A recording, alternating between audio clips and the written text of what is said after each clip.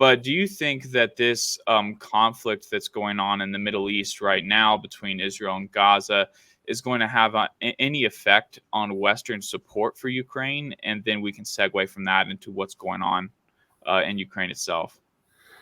I think the short answer is yes, we're already seeing the impact it is having. I think let's look at, without going into the detail of Ukraine, President Zelensky of Ukraine has been outstandingly effective at using the media, the oxygen of the media, world's media, to attract attention to the cause. He's been traveling extensively, shaking hands with the US president, but also leaders, politicians all over the world. And those sound bites, those media opportunities, almost every nation, when he travels, offer more aid because they want to be seen to be supportive. So although it's a grueling schedule for President Zelensky, that has kept the flow of weapons and arms and money flowing in support. What he's seen, I don't know what it's like your side of the pond, but certainly on this side, following the 7th of October, the tragic events of 7th October, Ukraine went from being on virtually every night on mainstream news channels to just not appearing. The world is vast. 7 billion people span across 7 continents. Geography of mountains, rivers, and oceans isolate us from one another and lead to individual and unique perspectives on the world.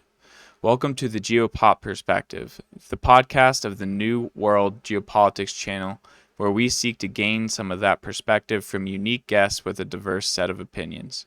My first guest is retired Air Vice-Marshal Sean Bell. Sean is a former Royal Air Force pilot that flew in the infamous Harrier jump jet in a number of conflicts including Bosnia, Iraq, and Afghanistan. Sean now provides military analysis for Sky News and is a defense consultant. You can find more of Sean on the Red Matrix podcast. The link is in the description.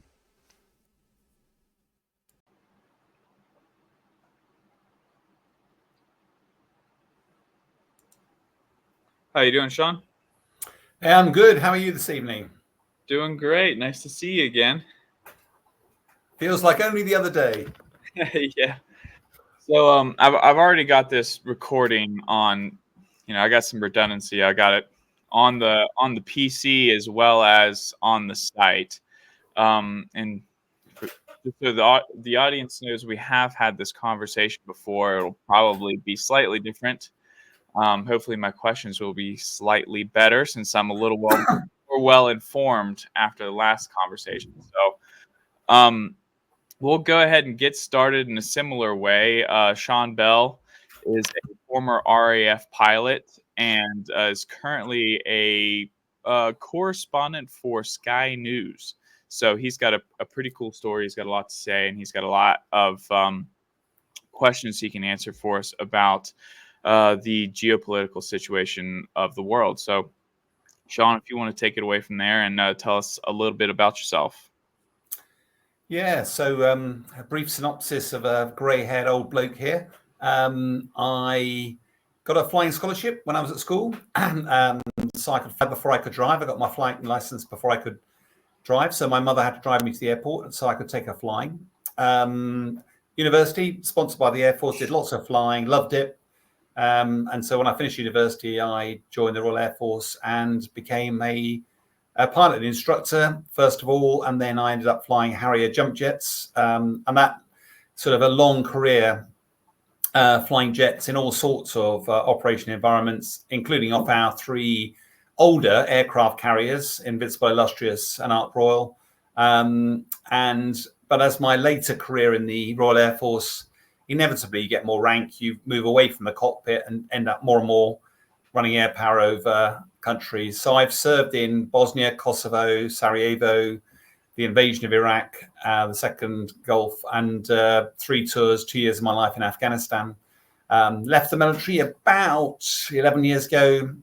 And then by quirk of fate, I've been a talking head for the Ministry of Defence. That means that if I've kept some security clearances. If the MOD wants to talk to the media, they've used me. But about 20 months ago, when the Ukraine war started, it was I won't bore you with the details, but basically Sky News wanted to have a correspondent on the ground in Ukraine. They wanted to have some expert in the studio providing some analysis, and they brought about 30 different people in. Some loved the camera but were rubbish at military. Some were great at military but froze in front of the camera. And I ended up, Professor Michael Clark and myself ended up being the sort of point men for it. And ever since, gradually the time's ramped up. I've had to reduce my other activities. I'm not a journalist. I'm not a professional broadcaster, but I have ended up being providing a lot of support for Sky News. And as a result of that, I do all sorts of other media and interviews. Not because, let's be absolutely clear, I'm not an academic. I'm not a professor. What I do have is a lot of operational experience, both at land, air and sea, and a fair bit of academic that I've been taught through my military career. And people tell me that I'm not that smart, but I can convert it into a language that people can understand. So that really is why I'm sat in front of you today. So great to chat, Ian. Right. That was the impression I got of you the first time we talked. I mean, you don't really seem like a journalist at all. You just seem like somebody that's really got a lot of experience in this stuff. And I think a pretty expert opinion on some of these matters. So go ahead and jump right into it. In our original conversation, I'd asked you some questions about the Falkland War. We could skip over that. For those of you that didn't get to see that, Sean, that took place just before you became a Harrier pilot, which that was one of the locations where Harrier jump jets got to see a lot of activity. So you're talking about Ukraine, and I think Ukraine in the context of the Middle East, it's definitely, I think, worth re-asking that question to you.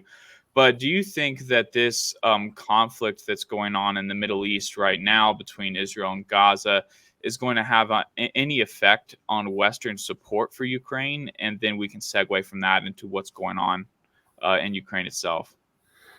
I think the short answer is yes. We're already seeing the impact it is having. I think let's look at, without going into the detail of Ukraine, President Zelensky of Ukraine has been outstandingly effective at using the media, the oxygen of the media, world's media, to attract attention to the cause. He's been traveling extensively, shaking hands with the US president, but also leaders, politicians all over the world.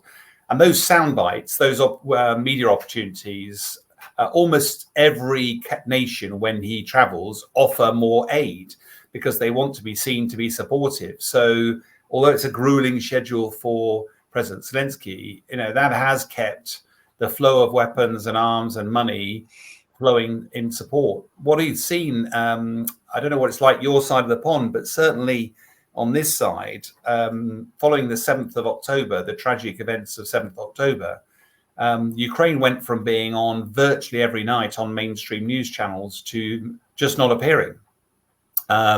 It's still online. I mean, so, Sky still has a fairly extensive, digital footprint, and they have a lot online about Ukraine. But in terms of the broadcast media, virtually nothing. And of course, that means that the spotlight is off President Zelensky's visits. He's been doing a couple, but they've not appeared in the news. And also, most interesting is that the US had some 155 millimeter artillery shells, for example, that were scheduled for delivery to Ukraine, got diverted to Israel. Now, I'm not picking a fight with, the US. The US has done an amazing job of supporting Ukraine, but it's just interesting to see how this conflict, inevitably, the Israel conflict, has had an impact. And if you were President Putin, you'd be rubbing your hands with glee, because one of his ambitions, his hopes, his expectations was that the Western unity of support to Ukraine would gradually crumble. And whilst the war in Ukraine hasn't been the death knell for that support, it is having an impact. It's having an impact today, and it's likely to continue to do so for as long as that war in Israel continues. That's actually that brings up an interesting point and a good segue into Ukraine. And I've kind of run through my head a couple times because anytime something major happens on an international scale, a blame game starts, and it's like like the day of the attacks on Israel on October 7th, like people were already saying, or the government in the U.S. was already saying, it's Iran, it's Iran, and it's like how it arguably probably is, but how could you know? So there's other exact accusations that have been thrown around, and like you say, Putin is rubbing his hands to the situation. It's very beneficial to him. Do you think it's possible the Russians had any involvement with Hamas for this operation? The danger of this, Ian, is, as you probably well know, the danger is we can find Machiavellian subplots in it, almost every country in the world. I have to say, I'm a great believer if it looks like something, it smells like something, it tastes like something, it probably is it. If it quacks like a duck. Yeah, exactly. I didn't know if that worked on, in the US, but yeah. For my literally military brain, what I look at is what did Hamas have to gain by doing what it did? It would have known, it clearly planned the events on the 7th of October very carefully. It clearly would have known that it would have provoked the bear. It would now have Israel coming at it.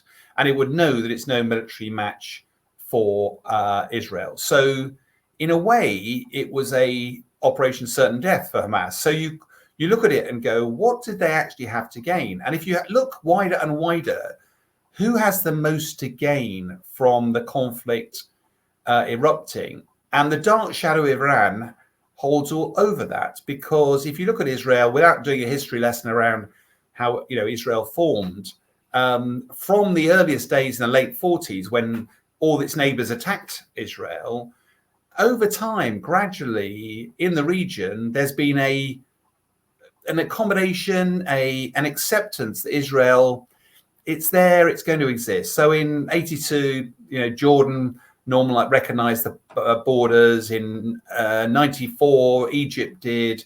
Most recently, with US support, the Saudi Arabia was normalizing relationships with Israel.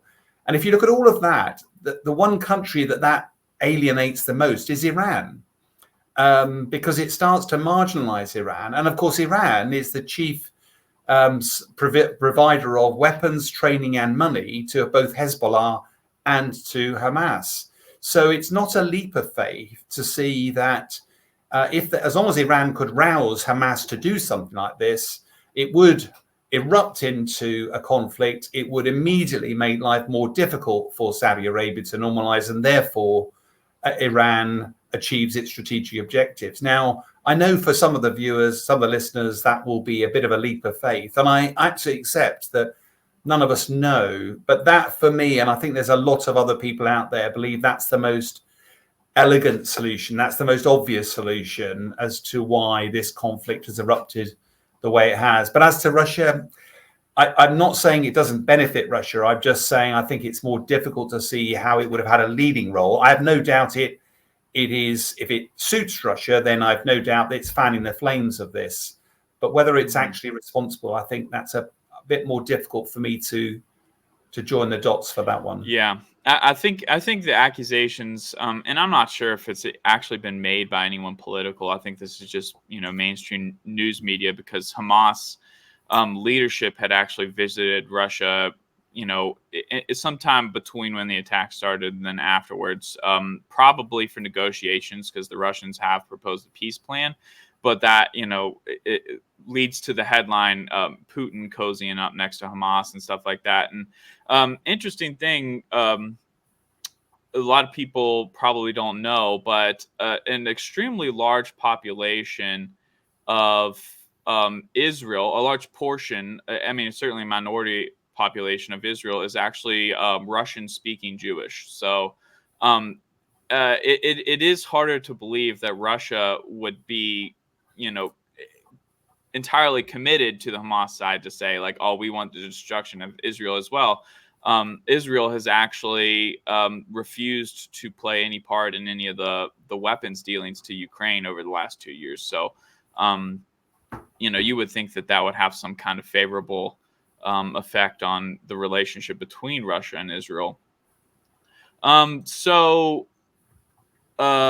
do you have any comments on that, or would you like to move on? I'm not sure. I think inevitably let's go back to basics. I think most countries only operate with their own national interests. They don't generally go around doing good deeds or bad deeds. It's only for their national interest. And you could just as easily paint a story as to why the conflict is bad for Russia. What I think's been fascinating over the last 20 months is watching how Russia has ended up becoming a pariah of let's call the civilized world, and becoming relying on friendships with countries like Iran, with North Korea, most particularly. Lots of evidence of visits backwards and forwards. North Korea needs hard currency. Russia needs supplies of weapons, however dodgy, however badly made. And there's almost an axis of evil being formed with Russia. And if you're judged by the friends you make, Russia is definitely sinking into a pit at the moment. So who knows what the secondary, tertiary effects of these relationships are going to be. But I think one of the reasons I'm reluctant to get too dragged into the sort of Machiavellian stories is that the impact of the war in Russia, they're trying to create this impression that it's actually not been that difficult. But actually, if you look at Russia today, the economy, the people, the war in Ukraine has had a devastating impact, and it's having an impact on who its friends are. Russia was a global superpower. I mean, when I was working in the Ministry of Defense, it was a driving threat for some of our procurement programs. Whereas we look at it today, even when, President Putin stands on stage with Xi Jinping, the China leader, he looks a smaller man. Xi Jinping looks bigger, not only physically, but powerful. So there's a very interesting dynamic that's happened on the world stage. And what the impacts of that are, particularly for Israel. I mean, I think the more I know, the more I realize I don't know. Yeah. Certainly, it seems more like an alliance of convenience, right? Like all these nations that are kind of cozying up next to each other. So, we've talked a little bit about stories and journalists, and it's one of the reasons why I was happy to talk to you is because you're not a journalist and you're not really telling stories. You're analyzing these things based on your experience. And I think that's one of the things that's really been lacking in terms of coverage of the Ukraine conflict. One thing that I try to supplement with my opinions, which are, no match to, anyone informed. What do you think of, or what is the current state of the war in Ukraine from your perspective as a military analyst? Wow. Let's do a sort of grand strategic look at it first. Okay. The West saw how effective Ukraine was at kicking Russia out of 15,000 square kilometers around Kharkiv last year, and thought, right. And President Zelensky said, I can do the same. I can liberate my country. Give me the weapons, give me the training, give me the money, and I'll do it. And largely, that spring offensive that the West provided a shopping list of stuff for President Zelensky. There were training programs in the US, the UK, and elsewhere. But without getting too much of the detail, if you look at this 5 months in, has the front line moved significantly despite tens of thousands of casualties, arguably hundreds of thousands, a lot of kit and equipment getting destroyed? Arguably, no, it hasn't. And that is incredibly disappointing. Now, for President Zelensky, at the start of this war, the President Zelensky wanted to liberate his country, but the West actually just wanted to make sure that Russia didn't gain momentum and suddenly march on Europe, because, that might sound melodramatic, but 2 successive world wars started like that. And therefore, the West was really worried that this might suddenly erupt into a European conflict. So it was aligned with Ukraine. If you wind the clock forward to today, even though the front lines haven't moved, the President Zelensky's objectives haven't changed. From a West perspective, Russia is no longer the threat that it once was. Yes, President Putin's ambitions probably haven't changed, but his military has been badly mutilated. If it's true, they've lost over 2,000 main battle tanks. And it's easy to say they had literally 13 or 14,000 before. That's not strictly true. A lot of those were in storage. They were old Second World War tanks. If you look at the modern tanks they've lost a huge amount of their military capability. They've lost a huge number of their experienced soldiers. So from a West perspective, Russia is no longer the threat it was. And therefore, in a way, it's now shifting its attention because it's got its own domestic priorities. It's got, we're both our nations recovering from COVID with huge borrowings, with cost of living crisis, energy crisis. And now with the war in Israel as well, distracting. I think from a strategic perspective, I think this is a really difficult time for President Zelensky because, and we can get into it if you like, but one of the ways this could end would be a compromise. In other words, Zelensky gives up some of his land, and it might be that the West is actually very happy with that because it just stops the war.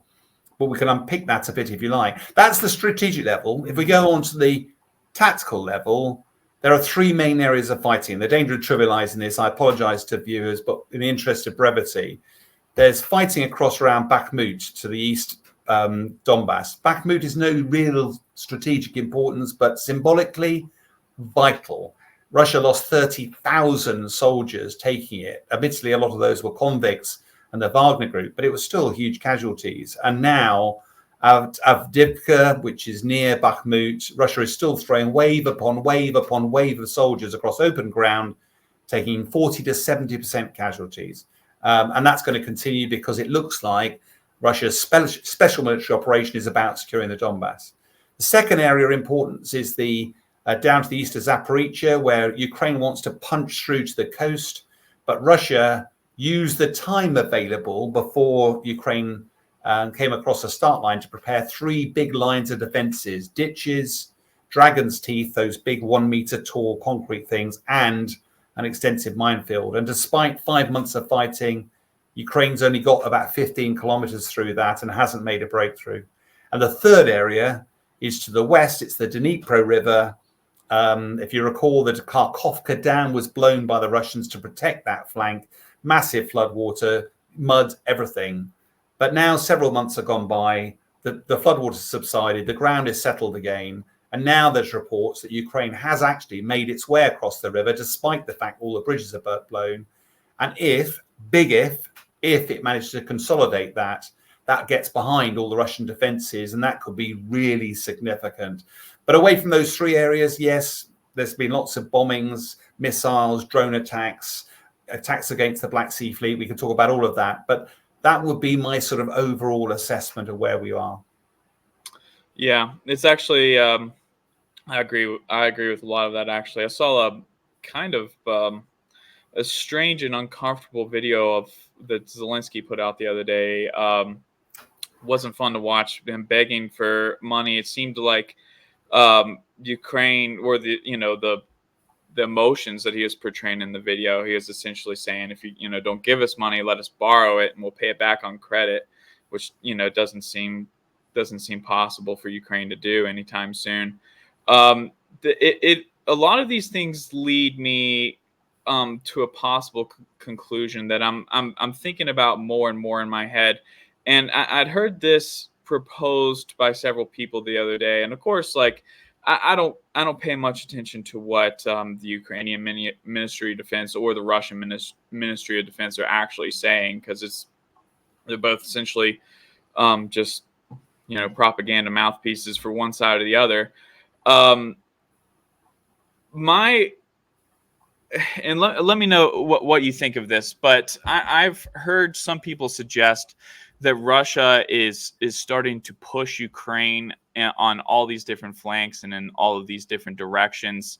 in an effort to tip the Ukrainian army over the edge. So I guess the theory is that Ukraine lost much more than what has publicly been stated through the summer offensive, and without this new money and another wave of tanks and armored personnel carriers and guns and stuff coming to Ukraine, they're close to the breaking point. So that's the theory behind this kind of mindless pressure that we're seeing. All up, more than just these places that you've mentioned. There's attacks south of Donetsk, near at a town south of Marinka. There's also Vuhledar. There's attacks close to Kupiansk, all up and down the front line. None of which are making real big progress at all. Like, we're talking on a weekly basis is one of the things that I've been measuring. I mean, 10 square kilometers to 20 square kilometers a week over the last couple of weeks for Russia. It's not anything to brag about when we're talking about a country of millions of square kilometers. So do you think that it's possible that Ukraine is much weaker than is being reported in Western media based on some of this information, the urgency of getting funding and things like that? The short answer is no. I do think it's entirely possible that is true, because, like you, I don't have an inside track to Ukraine. I think there's a much more plausible explanation for this, though. I mean, first of all, Russia has a really odd system in the military where, unlike in the US and the UK, we have commander's intent. So what the commander is trying to achieve, and that can be interpreted by the guys on the ground doing whatever they need to do. It's pretty evident that from the information we have available, that Russia's political ambitions are to seize the Donbass. And mindful that you should take every advantage of an opportunity when it presents itself in war, if the world's attention is diverted away from Ukraine, then put everything on black, which appears to be what Russia is doing. It's never cared about the number of casualties that it suffers, and therefore push. The reason I'm more skeptical about your proposal, though, is that there's a lot of the military bloggers from Russia who are concerned that Russia should actually be mobilizing. They're running out of people, and they are very close to breaking. Morale is low. With the winter, the wet, the cold, the misery, they've got barricade troops, so their own troops are shooting at them if they turn around and run. But one of the reasons that President Putin will not do another mobilization, or really doesn't want to, is obviously he's got these presidential elections next year. Now, whatever a sham they might be, the last thing he needs is to have some sort of revolution on his hands. And he will have been worried after Yevgeny Prigozhin marched on Moscow, just how far he got. He will be worried that how much can he rely on his authority to stay in power? And if he did another round of mobilization, already there are a lot of families who've now lost loved ones, but because Putin controls the world media, the media inside Russia, nobody really knows the numbers that have been lost. If you do another round of mobilization, the prevailing view is that actually they'll all start to smell a rat. So I think part of this is push whilst you've got the chance. We are going to the other way of answering this, again with bouncing around a bit, Ian, is that Russia, if you ask most Western leaders, Russia has lost. And I sort of ask why, because it's got territory, and they say yes, it will end this war with more territory than it started, full stop. If that is your metric of success, then Russia will have succeeded. But President Putin was pretty clear that what he wanted to do was stop NATO's expansion. And NATO has expanded as a direct result of his war. Putin wants to make Russia great again. Well, actually, it's a pariah on the world stage. And as we talked about earlier, its standing is lower. He wanted to make the economy great again. The economy has taken a massive hit as a result of this war. Millions of people have fled the country to avoid the draft. He's going to have, 100,000 dead bodies, 100,000 people who have going back without limbs and legs. I don't know what it's like in your country, but Afghanistan, that's 20 times the number of people that 200 times the number of people we had in a similar situation. And that caused huge difficulties for the economy. And finally, President Putin is indicted by the International Criminal Court. So this is not a situation that he can recover from quickly. So yes, I think Putin will be incentivized. There's part of him who will think he wants to play the long game, but actually there's also part of him that goes, he's had an extremely bloody nose as a result of this. And actually, if he can withdraw, claim victory, that's probably not a bad outcome for him. And therefore, this final push to get the remains of the Donbass that he doesn't have, try not to lose the land bridge between Crimea and the Donbass. But if he does, that's not what he wanted. He wanted to make sure he secured the Crimea and secure the Donbass. And he looks on track to achieve that. Yeah, we actually, we did talk about this more extensively. Had kind of different questions surrounding this in the previous time we spoke.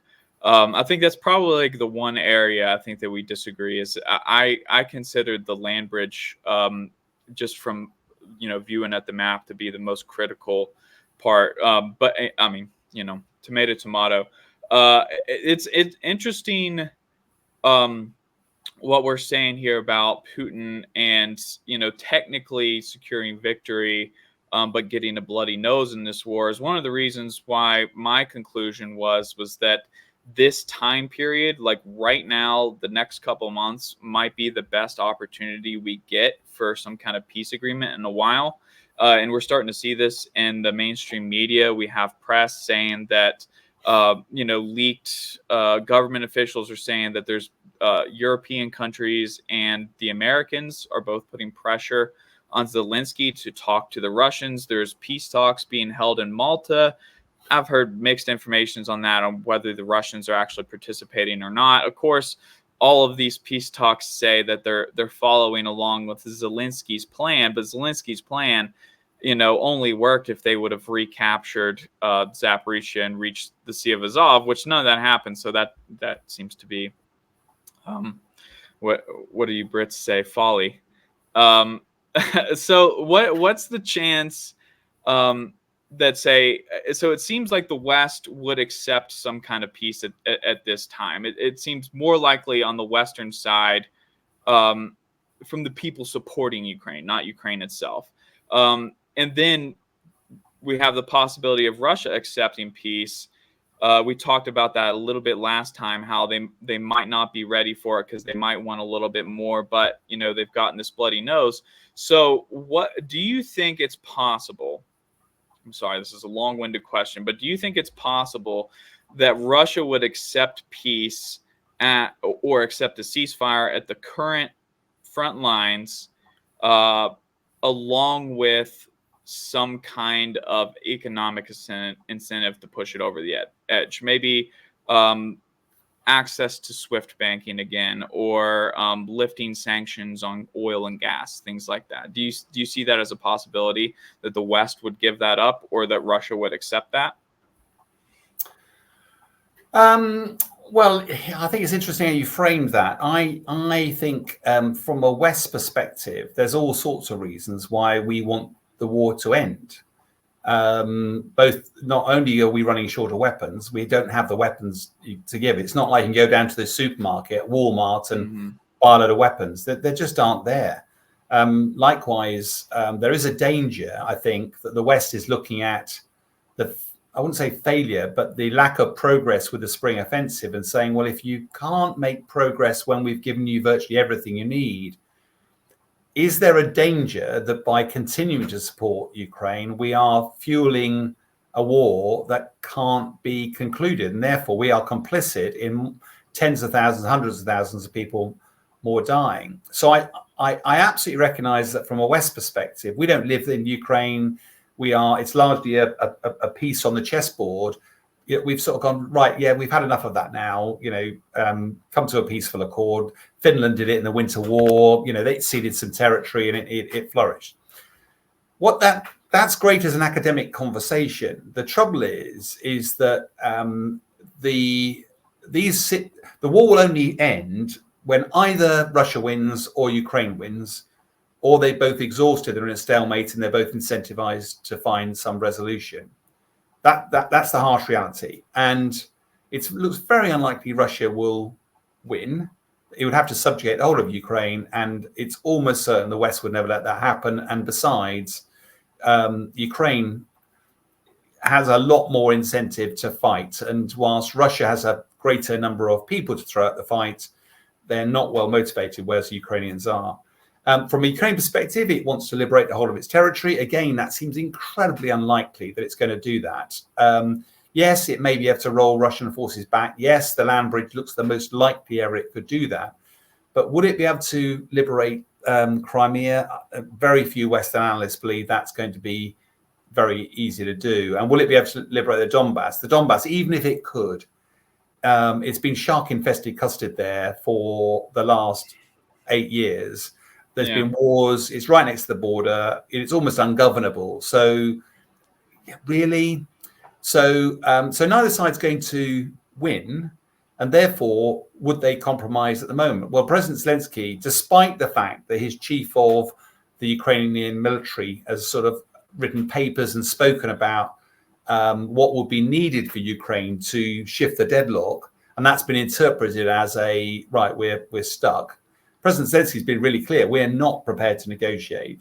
And from a Putin perspective, however much he might be tempted, the prevailing view is that he's gambling on Western support atrophying, and particularly given that a change of administration in the US, your presidential elections are due next year. If there is a change of administration, then there is a distinct possibility that the tap of aid to Ukraine will be turned down significantly.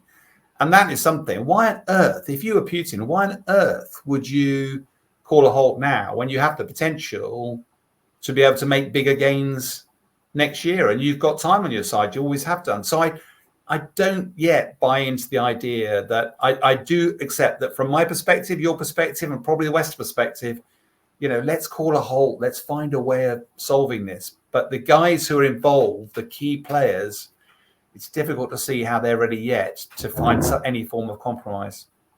So you don't think that there's anything we can offer them at the moment that would soothe that attitude?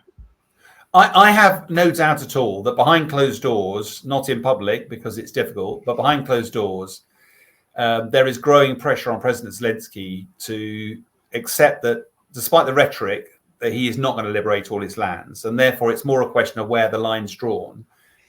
And his concerns will be, okay, if I do agree that, how the hell do I guarantee my security? Because I had my security guaranteed by Russia and the US and the UK back at the Budapest memo, but that got ripped up. So in 1994. So what does good look like? How are we going to guarantee security? Now, NATO is being thrown around. Ukraine won't join NATO anytime soon. It doesn't meet the requirements.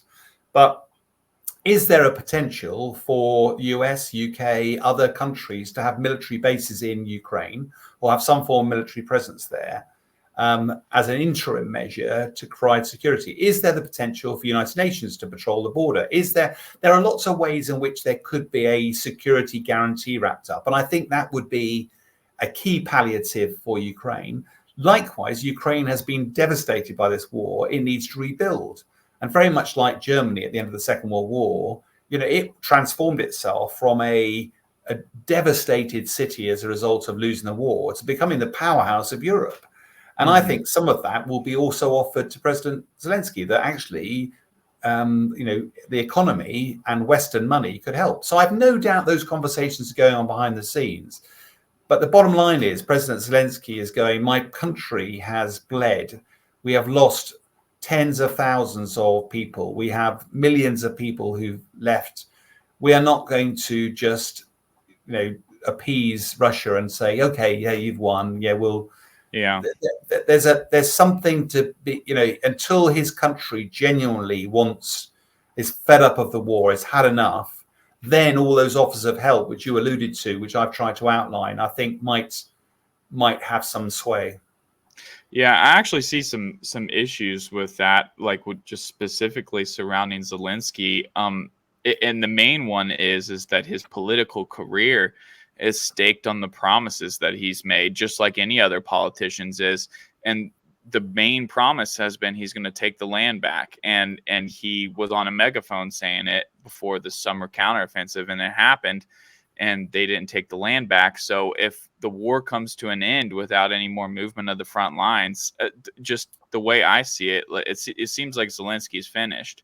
And I'm not saying that like he's being selfish and, in the situation, of course, like he's got his countrymen to worry about. But the other issue I find on the Ukrainian side is they don't have the same kind of information freedom that we have. All the news and information that goes out to the Ukrainian populace comes right out of the office of the president, Zelensky's office. So now, I see that I get that. Regardless of that, like Ukrainians are still going to feel very patriotic, and they're still going to feel like they want to take their land back. But I don't think that we're going to see this same 89% in favor of continuing the war if they got to see the same information that we're starting to see in the Western press, about losses on the battlefield and failures to move forward. What do you think of that? Yeah, I think it's very difficult. I think, first of all, you're sort of implying that Ukraine controls the media flow to its people. It's a lot more open than it is in Russia. And frankly, millions of Ukraine nationals are living in Europe, in Poland, in England, in France.